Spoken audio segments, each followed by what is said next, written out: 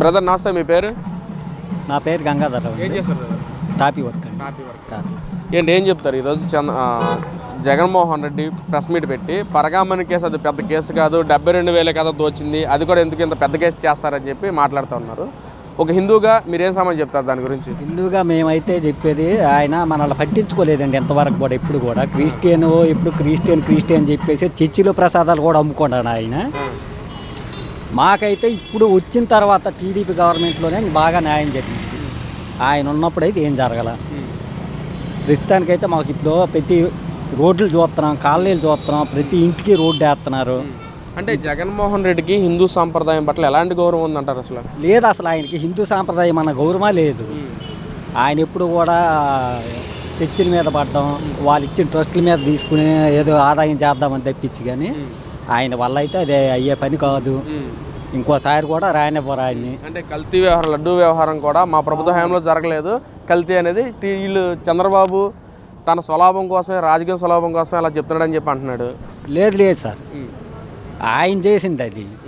ఆయన చేసి ఆయన దీంట్లో పెట్టిన ప్రెస్ మీట్లో కూడా లడ్డు ప్రసాదాలు కూడా అమ్ముకుంటే ఇంకా ఆయనకి మనకి సంబంధం ఏమని చెప్పండి. జగన్మోహన్ రెడ్డి గారు చేసిన దానికి దీనికి ఒకసారి రోడ్డు మీద కూర్చు చూడమనండి. వాళ్ళు ఎప్పుడైనా ఒక్కసారి రోడ్డు మీద కూర్చు చూస్తే అభివృద్ధి ఎలాగ ఉంది, బస్సులు వెళ్తే గుంతలు ఎలాగ ఉన్నాయి ఏంటో అన్నది కనబడిద్ది. అంటే కల్తీ ఏం జరగలేదు, లడ్డు వ్యవహారం ఏం జరగలేదు అంటున్నాడు.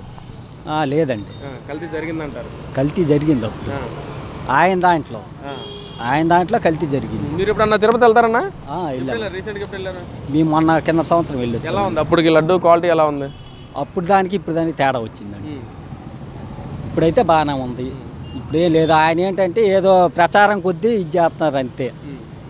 ప్రచారం వాళ్ళ మీద చాడీలు వేయాలని చెప్పేసి ఇది చేయడం తప్పించి, కానీ దాంట్లో ఏ ఇది లేదు. బ్రదర్ నమస్తే, మీ పేరు? బ్రదర్ అజయ్ కుమార్. ఏం చేస్తారు? నేను ట్రావెల్స్ బిజినెస్ చేస్తాను.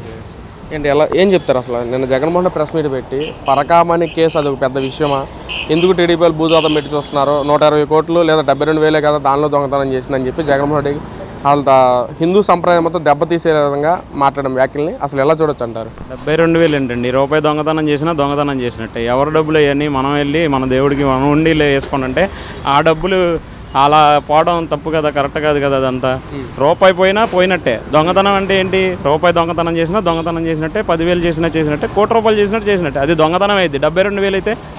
అదే టీడీపీ పార్టీలో ఉన్నప్పుడు చేస్తే 72,000 అంటే వాళ్ళు ఊరుకునే వాళ్ళు కాదు కదా. అలాగే ఉంటుంది.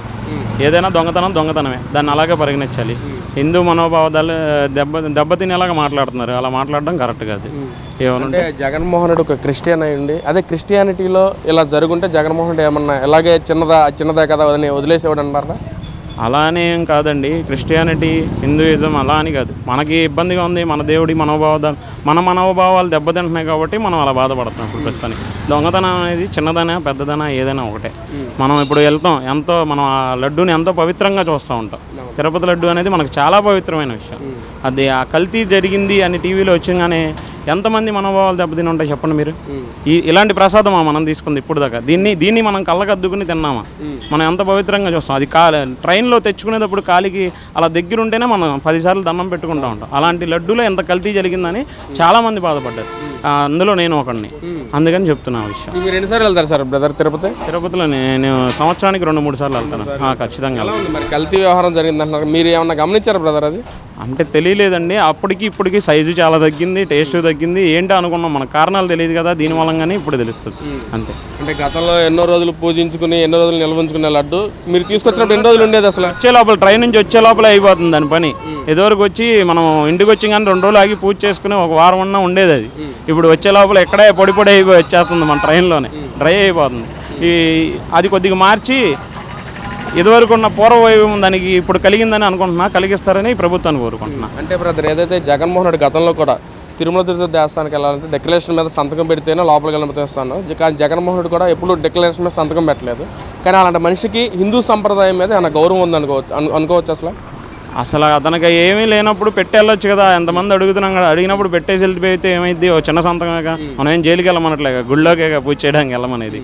పెట్టేసి వెళ్ళిపోతే ఎవరికి ఇబ్బంది ఉండేది కాదు. ఆయనకి అలాగే గౌరవం ఉంది, వెళ్ళాడు అనుకునే వాళ్ళం మనం కూడా. పాంప్లెట్ అంటే బాగుంటుందేమో దాన్ని, ఎందుకంటే వాళ్ళకి నచ్చినవి వాళ్ళకి కావాల్సినవి వేసుకుంటారు కదా, అందుకని దాన్ని మీడియా కింద తీసేసాం మేము, పాంప్లెట్ కింద సృష్టించింది దాన్ని. అందుకని ఆ టీవీ ఛానల్ రావట్లేదు, మేము చూడడం మానేసాం. దానికి ఏమన్నా మరి వాళ్ళు ఏమన్నా వాళ్ళకి అంటాల్సిన వాడికి అంటేగా, వాళ్ళ ముడుపులు వాళ్ళు తీసుకుని, అందుకనే దాని గురించి ఏం మాట్లాడట్లేదమ్మా. అంటే నమ్ముతున్నారు కదా ఈ ప్రభుత్వంలో ఏదైతే తిరుమల తిరుపతి దేవస్థానం లడ్డు వ్యవహారం కానీ లేదా పరకామణి కేసు గురించి కానీ నిజ నిరూపాలు బయటకు వస్తాయని చెప్పి నమ్ముతున్నారా మీరు? ఖచ్చితంగా నమ్ముతున్నాను. ఈ ప్రభుత్వం ఏం చేయాలో చేసిద్ది, ఎవరిని వదిలిపెట్టదు. నాకు తెలిసి అయితే హిందూ మనోభావాలను దెబ్బతీయదు నేను అనుకుంటున్నాను ఒక హిందువుగా. నేను ఆ రోజు మళ్ళీ తిరుపతి వెళ్తా. ఇది దీంట్లో కనుక కరెక్ట్ స్టేట్మెంట్ వస్తే కనుక ఆ రోజు తిరుపతి వెళ్ళి దేవుడికి దండం పెట్టుకుంటాను.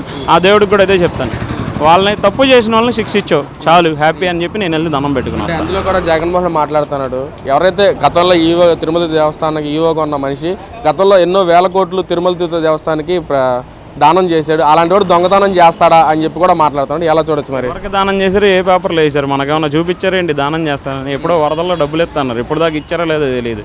అలాంటివి మనకి చెప్పి పేపర్లో వాళ్ళని జగన్మోహన్ రెడ్డి ఇన్ని కోట్లు ఇస్తున్నారు కదా, పేపర్ ఇదిగోండి చెక్ రాసి పలానా సీఎంకి అందజేశారు లేదా లోకేష్ గారికి అందజేశారని చెప్తే మనకు తెలిసిద్ది. నేను అంత ఇచ్చాను ఎంత ఇచ్చానంటే మనకేం తెలిసిద్ది, మనకి అది ఒక డిక్లరేషన్ రూపంలో చూపించాలి. మనకి చెక్ రూపంలోనో ఇలాగ నేను సీఎంకి అందజేశాను, నేను వెళ్ళి ఇలా లోకేష్కి అందజేశాను, ఆయన లేరు కాబట్టి, లేదా డిప్యూటీ సీఎంకి అందజేశాను పవన్ కళ్యాణ్ గారికి అని చూపిస్తే మనకు తెలిసిద్ది. అలా ఏం లేదుగా, ఇచ్చానని చెప్తున్నారు, ఎంతకి ఇచ్చారో తెలియదు, ఎవరు ఇచ్చారో తెలియదు. మరి ఇప్పుడు ఎలా ఉంది బ్రదర్ ఈ ఏదైతే గుడి దేవాదాయ శాఖలో డెవలప్మెంట్ గురించి కానీ లేదా వాటి ప్రసాదాల విషయం కానీ ఎలా ఉంది అసలు ఇప్పుడు ఈ ప్రభుత్వంలో? పోయినసారి ఎవరన్నా భక్తులు వెళ్ళాలంటే తిరుపతికి వెళ్ళడం మానేశారు లాస్ట్ 5 yearsలో. టికెట్స్ కానీ ఇవి కానీ డబ్బులు ఉంటేనే వెళ్ళాలి గుడికి, డబ్బులు లేకపోతే గుడికి వెళ్ళే పొజిషన్ అయితే లేదు. మళ్ళీ ఇప్పుడు ఫ్రీ టికెట్స్ పొద్దున్నే దర్శనం టోకెన్లు అందడం కానీ ఏదైనా ఇప్పుడు బాగుంది, అలాగే ఉండాలని కోరుకుంటున్నాం. ఎవరైనా ట్రైన్ ఛార్జీలు అంటే ఎవరైనా పెట్టుకోవాల్సింది, అది తప్పదు, అది గవర్నమెంట్ చేసే విషయం కాదు. అక్కడ దాకా వెళ్ళి అక్కడ డబ్బులు పెట్టుకుని పైకి వెళ్ళాక వెనక్కి వచ్చేసిన సిచ్యువేషన్స్ కూడా ఉన్నాయి. ఒకవేళ డబ్బులు జేబులో ఉన్నా కానీ దర్శనం టోకెన్లు అందే పరిస్థితి లేదు. ఇప్పుడు ఫ్రీగా ఉంది, ఒక గంట ముందు టోకెన్స్ వేయడం కానీ ఆ సిస్టమ్ కానీ అదంతా బాగానే ఉంది. ఇప్పుడు అందరూ వెళ్ళగలుగుతున్నారు కాబట్టి మనం చూస్తున్నాం కాబట్టి చెప్పగలుగుతున్నాం ఇప్పుడు కొద్దిగా పర్లేదని. అంటే జగన్మోహన్ రెడ్డి కూడా మాట్లాడుతూ లడ్డూ వ్యవహారం కల్తీ జరగలేదు, కానీ చంద్రబాబు భూతార్థం పెట్టి చూస్తున్నాడు. గత ప్రభుత్వ హయాం కంటే ఈ ప్రభుత్వం కంటే గత ప్రభుత్వంలోనే వడ్లు క్వాలిటీ బాగుంది, కల్తీ ఏం జరగలేదు, కానీ నిజ రూపాయలు కానీ చంద్రబాబు బయట పెట్టలేదు, రాజకీయ లబ్ధి కోసం చంద్రబాబు అలా చేస్తానని చెప్పి అంటున్నాడు. ఏం చెప్తారు మరి? అప్పుడు అలా అనుకుంటే ఇప్పుడు ఆ లడ్డుని టెస్ట్ చేసిన ఆ ఫ్యాక్టరీస్ ఆ ల్యాబ్స్ ఏవైతే ఉన్నాయో అవన్నీ వాళ్ళు ఏం చదువుకున్నట్టే, ఆ ల్యాబ్స్ టెస్ట్ చేసిన ల్యాబ్స్ ఏం చదువుకున్నట్టే, ఆ శాస్త్రవేత్తలు ఎవరు శాస్త్రవేత్తలు కానట్టే జగన్మోహన్ రెడ్డి ఒక్కడే శాస్త్రవేత్త అయినట్టు, అలాగంటే ఆయన ఎక్కువ చదువుకున్నట్టు నాకు తెలిసి. అంతే కదా, ల్యాబ్లు టెస్టులు అవన్నీ ఫెయిల్ అయినట్టే, జగన్మోహన్ రెడ్డి గారే కరెక్ట్. అంటే మా ప్రభుత్వ హయాంలో 18 లారీలను కూడా వెనక పంపించేసాం కల్తీ వచ్చిందని చెప్పి, కానీ ఈ ప్రభుత్వంలో అలా వెనక పంపించిన దాఖలాలు ఏమీ లేవు అని చెప్పి అంటున్నాడు. అంటే అది ఆలోచించాల్సిన విషయం, భూతద్దం పెట్టి చూడాలి మనం కూడా దీన్ని.